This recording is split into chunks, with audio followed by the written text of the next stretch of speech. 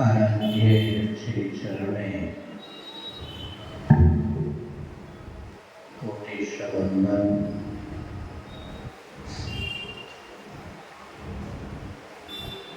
मंदिर प्रांगणे सुप्रतिष्ठित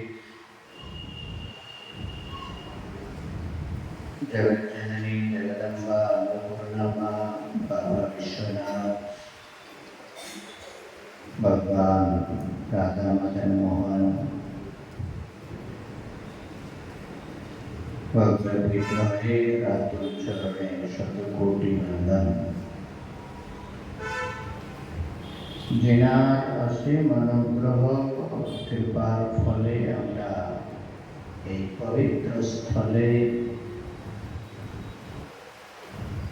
আরাধনার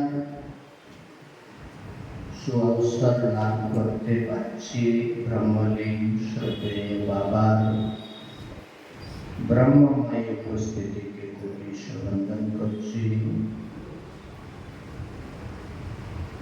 प्रातर्वंदनीय सद्गुरुदेव चरणे कोटिश वंदन। श्रद्धा व भक्तिमयी मातृशक्ति नारायण स्वरूप भगवत प्रजान सबाइके आज के हिंदू नववर्षे खूब खूब अभिवादन, खूब खूब शुभेच्छा, भालोबासा, प्रीति।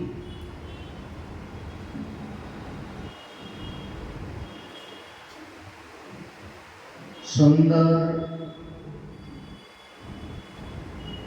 संयोग घटे छे। नववर्षे पावन अवसरे शुभ लग्ने अगरतला आश्रमे आसार संयोग घटे छे। এই নববর্ষের প্রথম সপ্তাহে কিছুদিন যাবত আপনাদের সঙ্গে থাকব।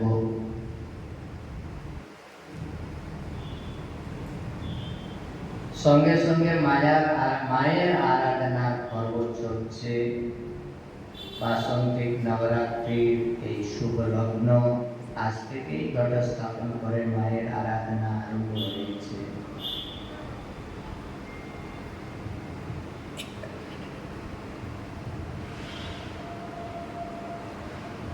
অনেকেই মায়েরা বলেছিল আজকে যে নবরাত্রি চলছে, মায়ের কথা বললেই ভালো। আমি বললাম মায়েদের শোভা মা, চিত্রা মা এসেছিল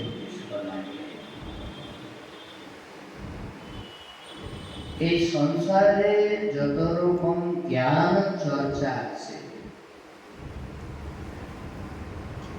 এই সব চর্চা, জ্ঞান চর্চা আসলে মায়েরই চর্চা। মাই একমাত্র চিন্ময়ী, জ্ঞান রূপা, জ্ঞান শক্তি রূপা।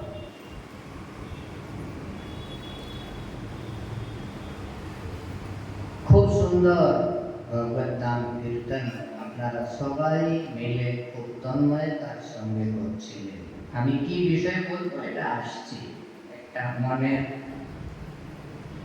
ভাবরূপ ফিলিংটা কি হয়েছে আমি আপনাদের সঙ্গে শেয়ার করে তারপর আমার যে বক্তব্য বিষয়, আলোচ্য বিষয়, সেই বিষয়টা আসছে।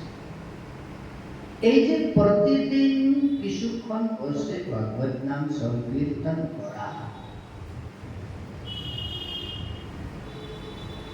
বিশেষত কলিযুগে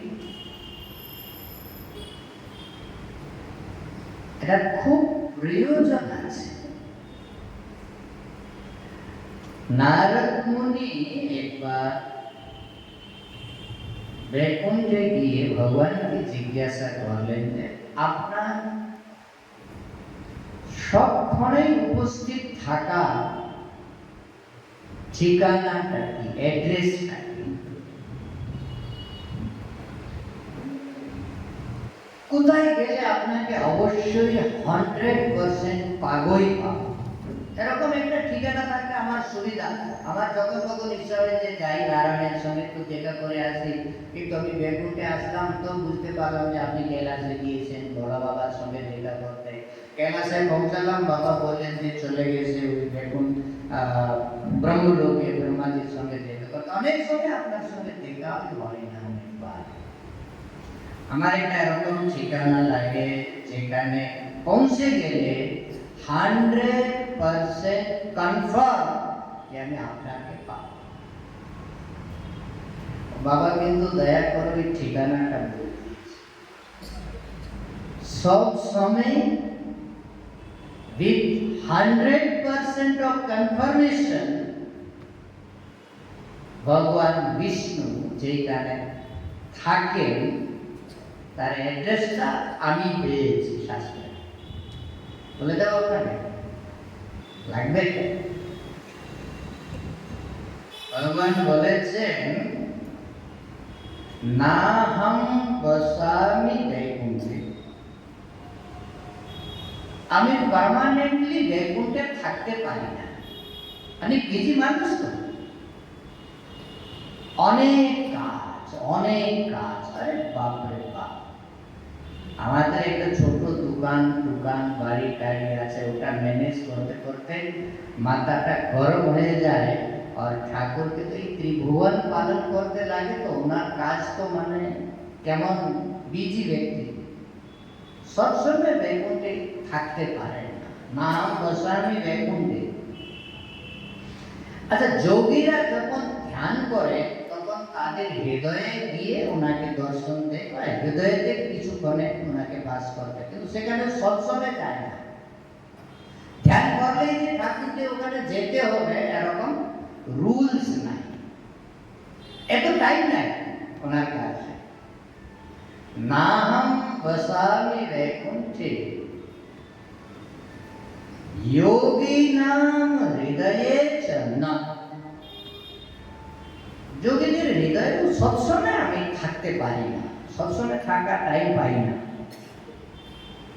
কিন্তু একটা ঠিকানা আছে যেখানে আমাকে সবসময় থাকতে হয়। মদ ভক্তা যত্র গায়ন্তি তত্র বসামি নারদ। কিন্তু আমার ভক্তেরা যেখানে চুপ হইয়া যে কীর্তন করে, মদ ভক্তা যত্র গায়ন্তি, যেখানে গান করে, যেখানে কীর্তন করে, সেখানে আমাকে 100% উইদাউট এনি অ্যাবসেন্ট উপস্থিত থাকতে হবে। সেখানে আমি সবসময় থাকি। এটা হলো ভগবানের কনফার্ম নির্দেশ। মদ্ভক্তা যত্র গায়ন্তি তত্র বসামি নারদ। হে নারদ, আমার ভক্তজনরা যেখানে মিলে খুব ভালোভাবে মন ভরে প্রসন্ন চিত্তে কীর্তন করে, সেখানে আমি অবশ্যই 100% কনফার্মেশনের সঙ্গে থাকি। এটা ভগবত প্রাপ্তির কলিযুগে এটা সশক্ত মাধ্যম হরিনাম সংকীর্তন। শ্রবণম কীর্তনম বিষ্ণু অর্চনম পাদ সেবনম। তো এই কীর্তন ভগবত ভক্তি। এই যে প্রতিদিন সন্ধ্যা আরতির সময় আপনারা আসে, কিছুক্ষণ ঠাকুরের সামনে বসেন, বসে যে হরিনাম সংকীর্তন করে, এটা জীবনকে অত্যন্ত পবিত্র করে তোলে। হৃদয় পবিত্র হয়, মন পবিত্র হয়, মনের বৃত্তিটা ঠাকুরের দিকে যায়। হৃদয়ে খুব ভক্তি সহকারে, শ্রদ্ধা সহকারে ডাকলে হৃদয়ে ঠাকুরের প্রাকট্য হয়। কিছুক্ষণের জন্যই হোক না কেন, আমার হৃদয়ের মন্দিরে ঠাকুরের প্রাদুর্ভাব হয়, ঠাকুর আসে। এটা এই সংকীর্তনের মহিমা, কীর্তনের মহিমা। তাই কীর্তনের প্রতি সবার প্রাণ থাকে, আকর্ষণ থাকে। জ্ঞান চর্চা তো অনেকেই বসে বসে চোখ টানে টানে শোনে, কিন্তু মাঝে মাঝে কিন্তু কীর্তনে হয় না। কীর্তনে একটু মনের আকর্ষণ থাকে, খুব ভালো। যখনই করবেন ঠাকুরের এই কথাটা মনে রাখবেন, ভগবান বিষ্ণুর এই বক্তব্যটা মনে রাখবেন। তত্র বসামি নারদ, সেইখানে আমি থাকি, ঠাকুর এখানে উপস্থিত হয়েছে। এবার সৎসঙ্গের চর্চা এই কিছুদিন 3-4 দিন যাবৎ গীতা মাকে নিয়েই আমরা কিছু চর্চা করব। যে গীতা বাবার পরম প্রিয় টপিক ছিল। সাধকদের মধ্যে গীতা খুব মহিমা আছে। ব্যাসদেব তো বলে দিয়েছে, গীতা সুগীতা কর্তব্যা কিমন্যে শাস্ত্র বিস্তরে। একমাত্র গীতা যদি সুগীতা হয়ে যায়, তাহলে অন্য শাস্ত্রের বিস্তারের ভিতরে ঢোকার কোনো প্রয়োজন নাই। ভগবান শঙ্করাচার্যজি বলেছেন, গীতা গীতা চেন ভক্তি ভাবেন চেতসা বেদ শাস্ত্র পুরাণানি তেনা গীতানি ভারত। যে গীতাকে অধীন করেছেন, অধ্যয়ন করেছেন, ভক্তিপূর্বক চিত্তে যে গীতা অধ্যয়ন করেছে, সে বেদ শাস্ত্র পুরাণ সব কিছু পড়ে নিয়েছে। তেনা গীতানি সর্বস্ব।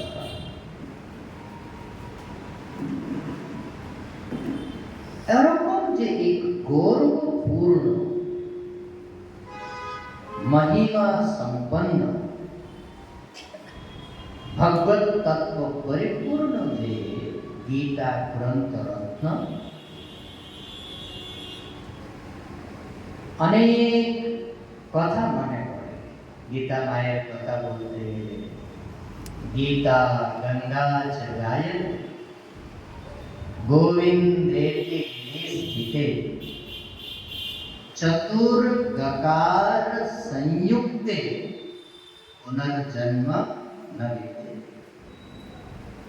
यदि पुनर्जन्म থেকে মুক্তি পেতে চান তাহলে চারটি গকার, গকার মানে গ দিয়ে যার নামটা প্রারম্ভ হয়, এরকম চারটি জিনিস যদি আপনার জীবনে থাকে তাহলে ঠাকুরের এই রিটার্ন গ্যারান্টি যে পুনর্জন্ম নয়। কি কি? গীতা, সেকেন্ড গঙ্গা, মাঝে মাঝে গঙ্গা জল পান।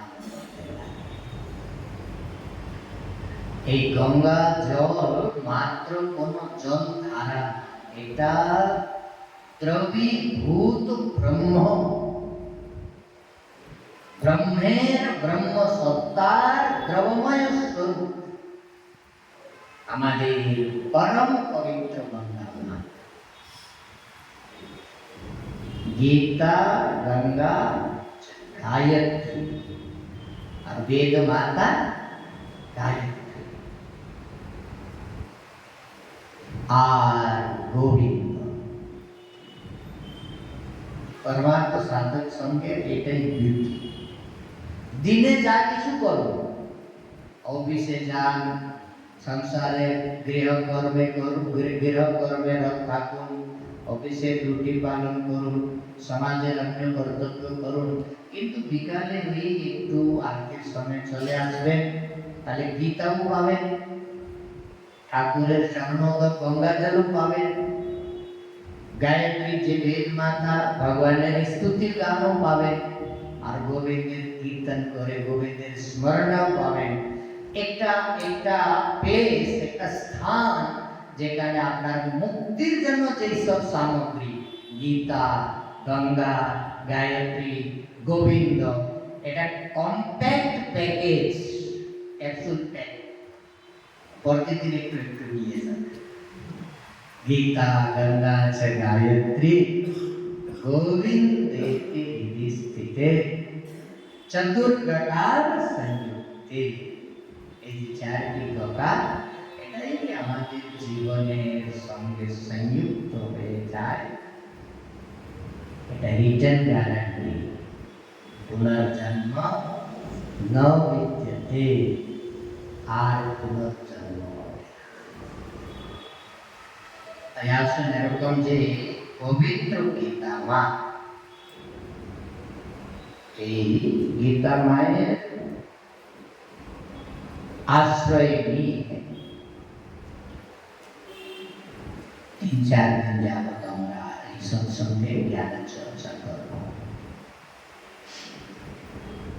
আপনারা সবাই শ্রবণ করেছেন গীতাতে 3টি মুখ্য যোগ আছে, কর্মযোগ, ভক্তিযোগ আর জ্ঞান যোগ।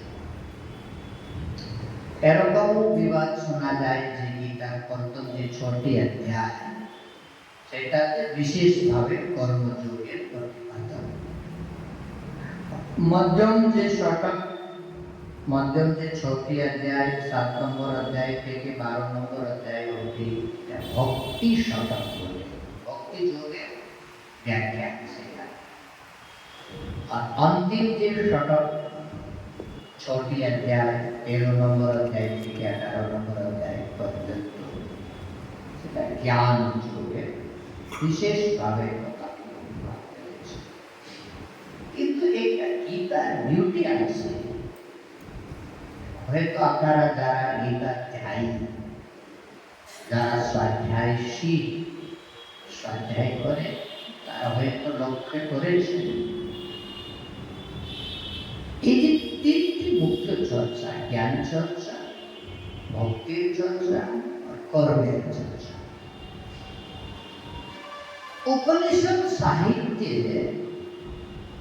জ্ঞান চর্চা প্রধান। সেখানে জ্ঞানের সাধন, জ্ঞানের ফল স্বরূপ এইসব নিয়ে খুব বিস্তৃতভাবে আলোচনা হয়েছে। কর্মের বা কর্মযোগের বা কর্মকে ঈশ্বরের আরাধনা করার যে টেকনিকটা, সেটা মূল আছে ওখানে। সূত্র রূপে বা সূত্র ভাবে উপনিষদে বর্ণনা রয়েছে, কিন্তু যেরকম ভাবে সেই টেকনিক গীতা তুলে ধরেছে সেরকম উপনিষদে পাওয়া যায় না। উপনিষদের চর্চা হল জ্ঞান চর্চা। অন্য একটি বিস্তৃত শাস্ত্র আমাদের সনাতন হিন্দু ধর্মের শাস্ত্র, যেখানে খুব মানুষরা মন দিয়ে নিজের আধ্যাত্মিক জীবনে রসায়ন উপলব্ধি করে, সেগুলো পুরাণ শাস্ত্র। শিব পুরাণ, বিষ্ণু পুরাণ, শ্রীমদ দেবী ভাগবত মহাপুরাণ, ভাগবত মহাপুরাণ, অন্যান্য পুরাণ, অষ্টাদশ পুরাণ আছে আপনারা জানেন। এই পুরাণের সংরচনাটা, পুরাণের গঠনটা, পুরাণের পুরো স্ট্রাকচারটা, এটা ভক্তি কথা। কর্মের চর্চাটা ঠিক এরকম ভাবে ওখানে নেই, বিস্তৃত ভাবে, বা যে কর্মের টেকনিকটা, কর্মের সায়েন্সটা, সেটা পুরাণে ঠিকভাবে বিস্তৃত করে বলা হয় না। ওখানে ভাবের প্রাধান্য, ওখানে ভক্তির প্রাধান্য, ওখানে কথার প্রাধান্য। কিন্তু গীতা মায়ের এটা ডিউটি আছে, দেখলে বা পড়লে বুঝতে পারবেন। প্রত্যেকটি অধ্যায়ে এই আমাদের কর্মগুলিকে, যে প্রতিদিনের যে কর্ম, এই সামান্য সংসারিক কর্ম, এই সংসারিক কর্মগুলিকে কিভাবে ঈশ্বরের আরাধনায় রূপায়িত করতে পারবো আমি, এই টেকনিকটুকু গীতার মধ্যে বর্ণিত আছে, ইন ডিটেইলস বর্ণিত আছে। এটা হলো গীতার প্রাসঙ্গিকতা।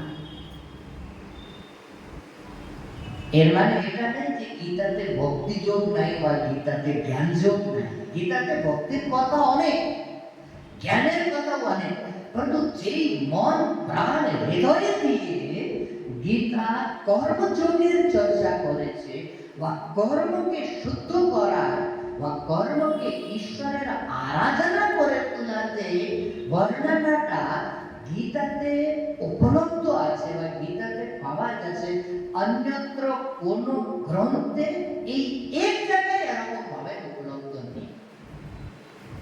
এটা গীতার বিউটি, এটা গীতার বৈশিষ্ট্য। আমার কাছে খুব আকর্ষণীয় লাগে, আপনারা গীতা পড়েন তো? অনেকেই আছে। আপনারা কি বলতে পারবেন? এটা দেখা যায় অবলোকন করলে প্রথম অধ্যায় হয়তো একটু ইনডাইরেক্ট ভাবে আসে, পরে দ্বিতীয় অধ্যায় থেকে নিয়ে একদম অষ্টাদশ অধ্যায় অবধি কোন অধ্যায় এরকম হয়তো আপনি পাবেন না যেটাতে কর্মের চর্চা নেই। প্রত্যেকটি অধ্যায় অনেক অনেক শ্লোক কর্ম নিয়ে কর্মযোগের চর্চা করেছে। কর্ম কেন বন্ধনের কারণ হয়, কর্ম কিভাবে কর্মের বন্ধন থেকে মুক্তি হয়ে যায়, যারা কর্মবন্ধন থেকে উঠে গেছে তাদের জীবন স্থিতিটা কেমন, প্রত্যেকটি শ্লোকে প্রত্যেকটি অধ্যায়ে প্রতি পদে পাওয়া যায়।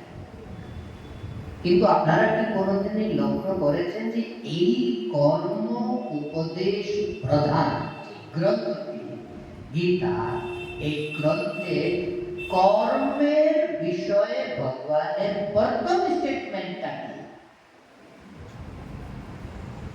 কোনদিনই এই দিক দিয়ে গীতা মাকে দেখেছেন কিনা?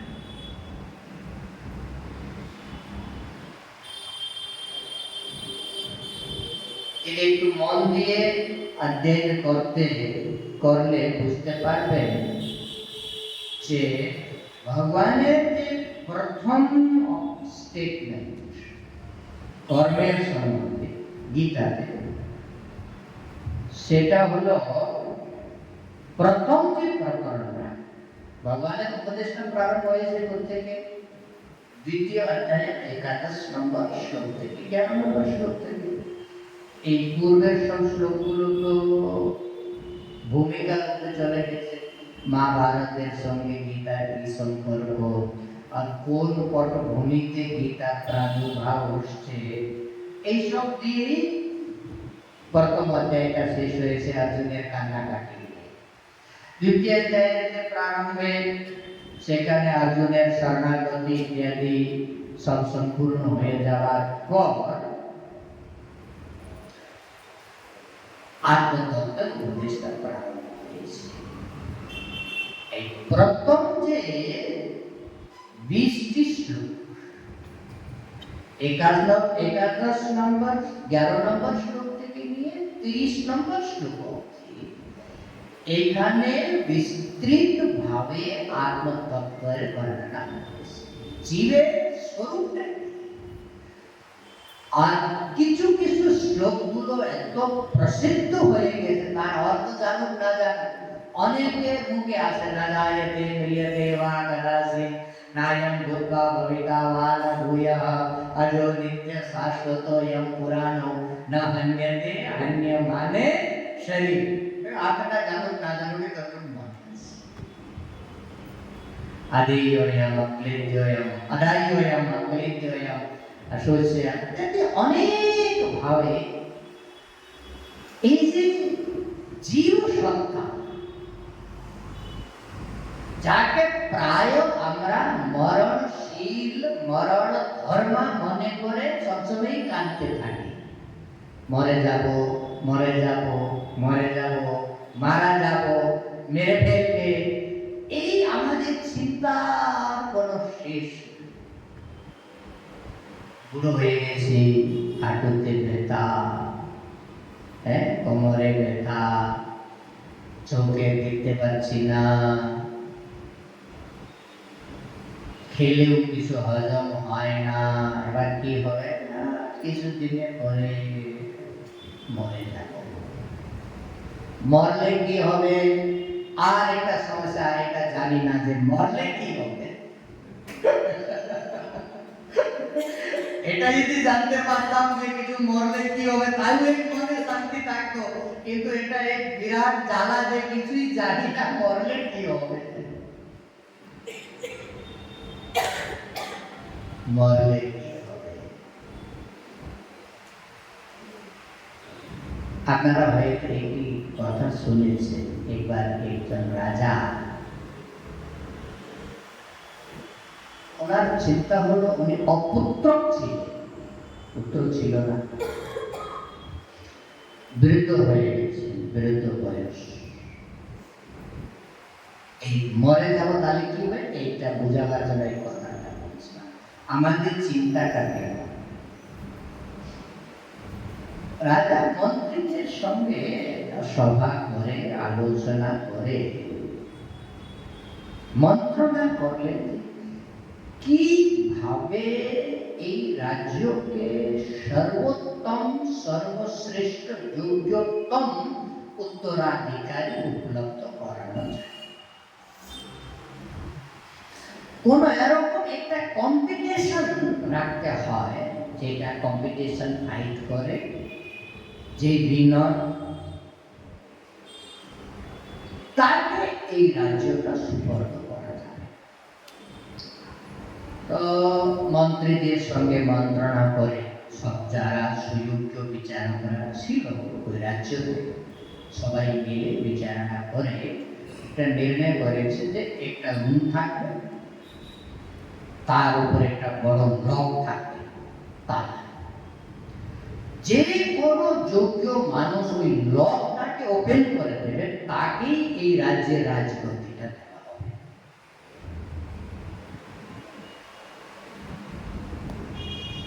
অ্যানাউন্সমেন্ট করা হয়ে গেছে, সব জায়গায় খবর পৌঁছানো হয়ে গেছে যে একটা অদ্ভুত তালা রচনা করা হয়েছে।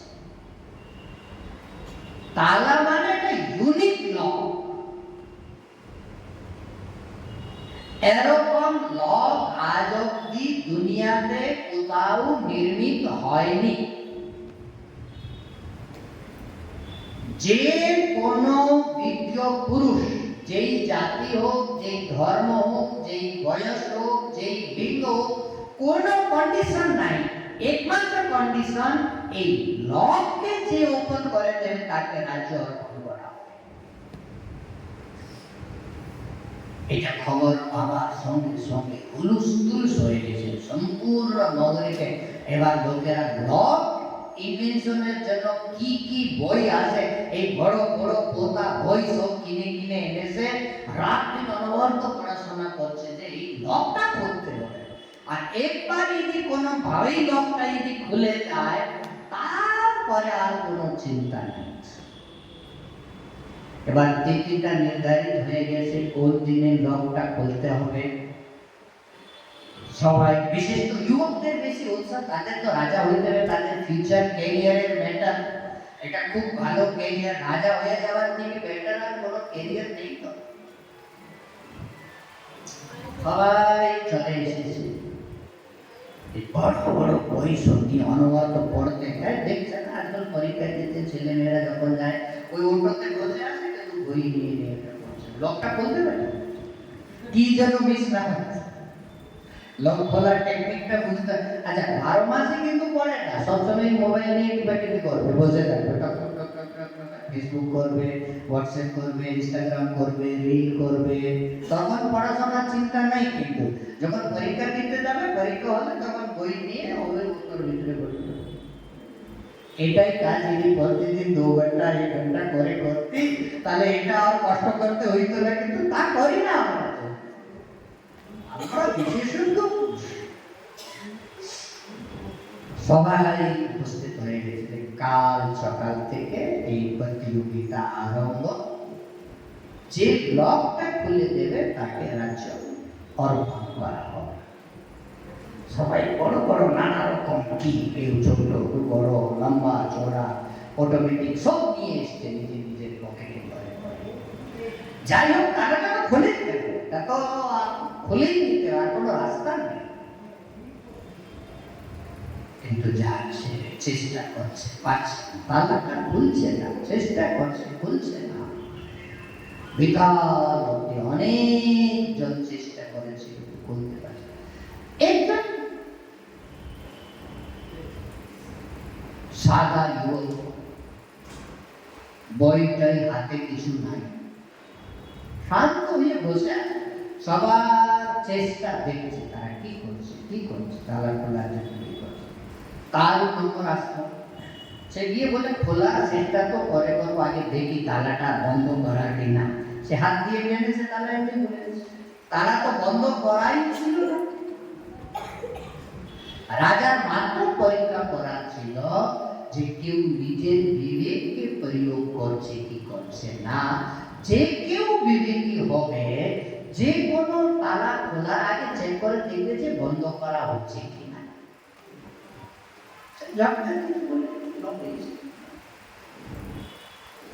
আমরাও এই তালা চাবি দিয়ে চেষ্টা করছি, মনটাকে এড়ানোর চেষ্টা করছি।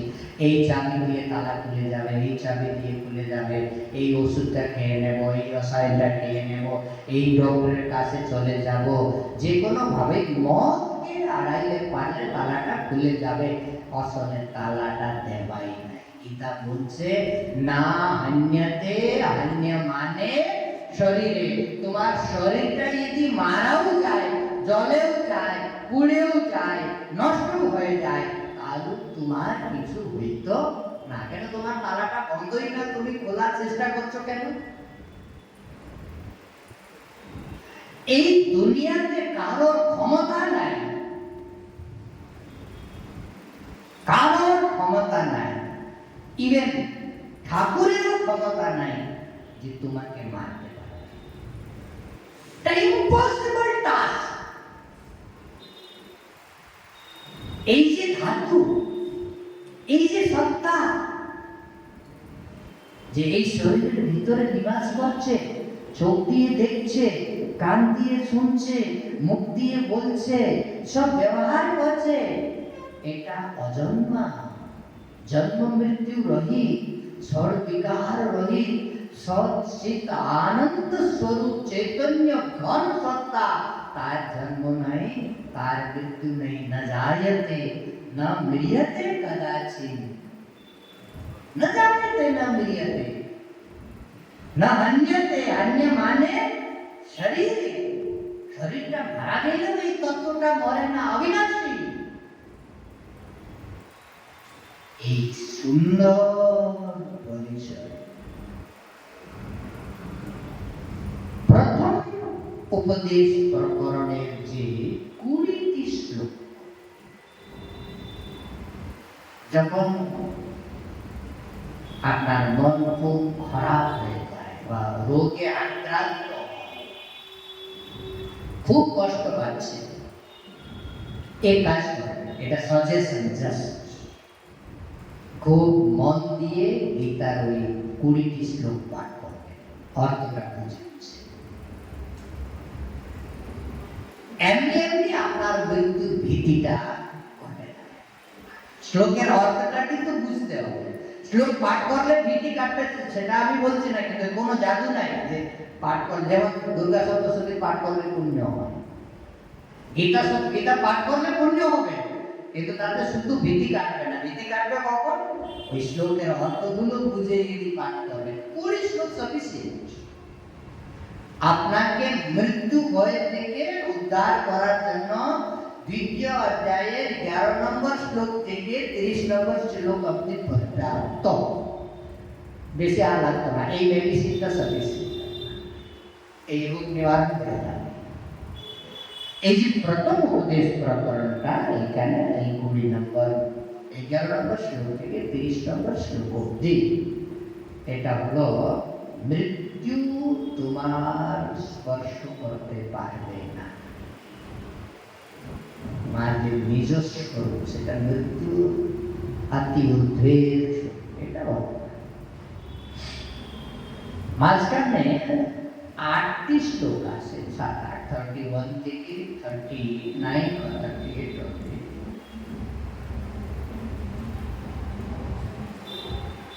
38 এটা অর্জুনের একটি তাৎকালিক প্রসঙ্গ যে উপস্থিত হয়েছে যে অর্জুনের জীবনে, যুদ্ধ করব কি করব না তার বিষয়ে ভগবান একটা নিজের ডিসিশনটা অর্জুনকে দিয়েছে।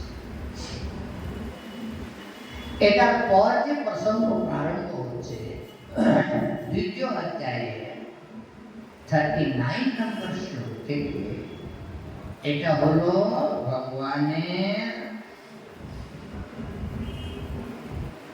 কর্ম বিষয়ে যা কিছু বক্তব্য রাখবেন তার ভূমিকা 39। আর দ্বিতীয় অধ্যায়ে যে 40 নম্বর শ্লোকটা হলো সম্পূর্ণ গীতাতে কর্মের বিষয়ে ভগবানের ফার্স্ট স্টেটমেন্ট। এখান থেকে ভগবান কর্মের কথা বলতে আরম্ভ করেছে একদম অষ্টাদশ অধ্যায়ের লাস্ট অবধি। প্রত্যেকটি অধ্যায় কোনো না কোনো রকম ভাবে কর্মের কথাটা ভগবান এসেছে। ওখানে 2-3 কথা, যে প্রথম স্টেটমেন্টটা, ওইখানে কর্মযোগ নিয়ে ভগবান কিছু চমৎকার কথাটা বলেছেন। ওটাই মন দিয়ে মনন করেন, শুনে ভগবানের বক্তব্যের গাম্ভীর্যটা একটু স্পর্শ করে বা একটু যদি সঙ্গে নিয়ে যেতে পারে মনে বলে যে কর্মময় জীবনটা অত্যন্ত পরিষ্কৃত আর অত্যন্ত সুখাবহ। আমরা অত্যন্ত কর্মে ক্লান্ত। কর্ম আমাদের জীবনে এরকম একটা প্রবলেম, তার সলিউশন আমাদের কাছে কিছু। কর্ম করে করে আমরা ক্লান্ত হয়ে পড়েছি, জর্জরিত হয়ে পড়েছি, আর উল্টা দিকে কর্ম না থাকলে আমরা থাকি। কর্ম করলেও দুঃখী আর না করলেও দুঃখী। আমাদের স্থিতিটা এইখানে, কর্মের ভারে জর্জরিত, অথচ কর্ম না করে আর থাকতে পারছি না।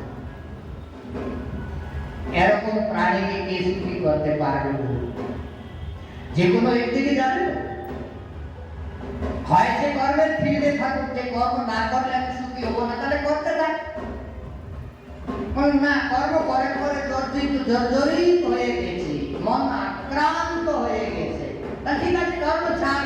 না, কর্ম ছাড়লে থাকতে পারবে, তাহলে কি করবো? এরকম প্রাণীর ট্রিটমেন্ট একমাত্র ভগবান কৃষ্ণই করতে পারবে, আর কারোর কাছে ট্রিটমেন্ট নেই। তাহলে ভগবানের এরকম ক্রিটিক্যাল সিচুয়েশন, কর্ম করে করে জর্জরিত, অথচ কর্ম না করে থাকতে পারছি না। এই মুহূর্তে ভগবান কৃষ্ণ গীতার জ্ঞান নিয়ে উপস্থিত হয়েছেন। তুমি তোমার মতো করে কর্ম অনেকদিন করেছো, এবার আমি তোমাকে কর্ম করার টেকনিকটা বলছি, তাতে তুমি কর্মের ভারে আক্রান্ত হবে না, আর তোমার কর্ম বন্ধনকারী হবে না, আর কর্ম তোমার সুখের আনন্দের মুক্তির কারণ হবে না। এটার নামই কর্মযোগ। আমরা যখন খুব ক্রিটিক্যাল মোমেন্টে থাকি,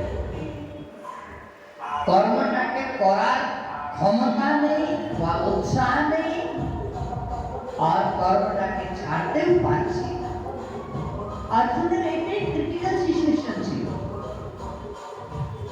মহাভারতের যুদ্ধ অর্জুনের মাথায়।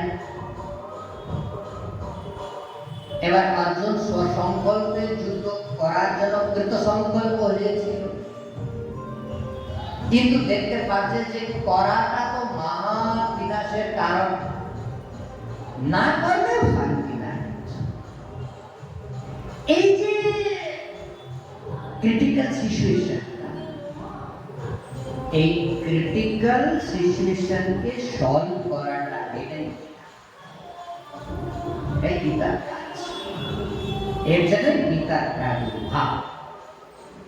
তাই ভগবান বলেছেন কর্মযোগের বিষয়ে প্রথম স্টেটমেন্টটা ভগবানের নেয়া বিক্রম নাশোস্তি। শ্লোকটা আপনারা গিয়ে দেখবেন, কালকে থেকে গীতার বই থাকলে নিয়ে আসবেন। আমি শ্লোকের আশ্রয় নিয়েই গীতার চর্চাটা করব। নেয়া বিক্রম, 14 নম্বর শ্লোকটা, নেয়া বিক্রম নাশোস্তি প্রত্যবাयो ন বিদ্যতে স্বল্পম অপ্যস্য ধর্মস্য ত্রায়তে মহতো ভয়াৎ। এই কর্মযোগের যে মহত্তাটা, এটা এই শ্লোকে ভগবান তুলে ধরেছে। কি মহত্তা কর্মযোগের, একটা কথা বলে শেষ করি। এখান থেকে কথাটাকে তুলে নিয়ে গিয়ে অষ্টাদশ অধ্যায় আমার শেষ করার ইচ্ছা আছে। কথাগুলো শেষ করবো অষ্টাদশ অধ্যায়ে গিয়ে, কিন্তু ভূমিকাটা আমি এখান থেকে তুলে দিয়ে যাব। ভগবান বলেছেন এই 14 নম্বর শ্লোকের উত্তরার্ধে, স্বল্পম অপ্যস্য ধর্মস্য ত্রায়তে মহতো ভয়াৎ। স্বল্প, এই কর্মযোগকে কেউ যদি অত্যন্ত অল্প মাত্রাতেও যদি করতে পারে বা কর্মযোগের অনুসরণ করতে পারে, ত্রায়তে মহতো ভয়াৎ, তাহলে মহান ভয় থেকে সেই সাধকে ত্রাণ করবে। আর মান ভয়টা কি? মান ভয় এই মৃত্যুরূপী মহান ভয় থেকে এই কর্মযোগের স্বল্প মাত্রায় আচরণ মহান ভয় থেকে ত্রাণ করতে পারে। কিভাবে? এই টেকনিকটা কি কি আমাদের কয়টা প্যারামিটারস থাকে, তো প্রত্যেকটি জিনিসের প্যারামিটারস থাকে। কোথায় কোথায় আমাদের প্যারামিটারসে গন্ডগোল আছে। এই যে আমরা হেলদি আছি তো, হেলদি কেন? হেলথের কিছু প্যারামিটারস আছে। তোমার বিপি এত হইতে হবে, তোমার সুগার এত হইতে হবে, তোমার কোলেস্ট্রল এই মাত্রায় হইতে হবে, তোমার থাইরয়েড এই মাত্রায় হতে হবে, হার্ট বিটটা এরকম সংখ্যায় তোমাকে হার্টটা বিট করতে হবে, হিমোগ্লোবিনটা এই প্যারামিটার হতে হবে। সব প্যারামিটার ঠিক থাকলে আপনি সুস্থ, আর প্যারামিটারটা গন্ডগোল থাকলে অসুস্থ। ঠিক তেমনি কর্মের প্যারামিটারস আছে। ওই প্যারামিটারস ঠিক থাকলে আপনি কর্মযোগী, আর প্যারামিটারসটা গন্ডগোল থাকলে আপনি কর্মের ভোগী, মানে কর্মফল ভোগ করার জন্য কাঁদছেন আর কর্ম করছেন, কাঁদছেন আর কর্ম করছেন। এই প্যারামিটারটা কিছু ঠিক করে নিতে হবে। এই প্যারামিটারের ডিসকাশনটা কালকে থেকে আমি করব। ওম পূর্ণমদঃ পূর্ণমিদং পূর্ণাৎ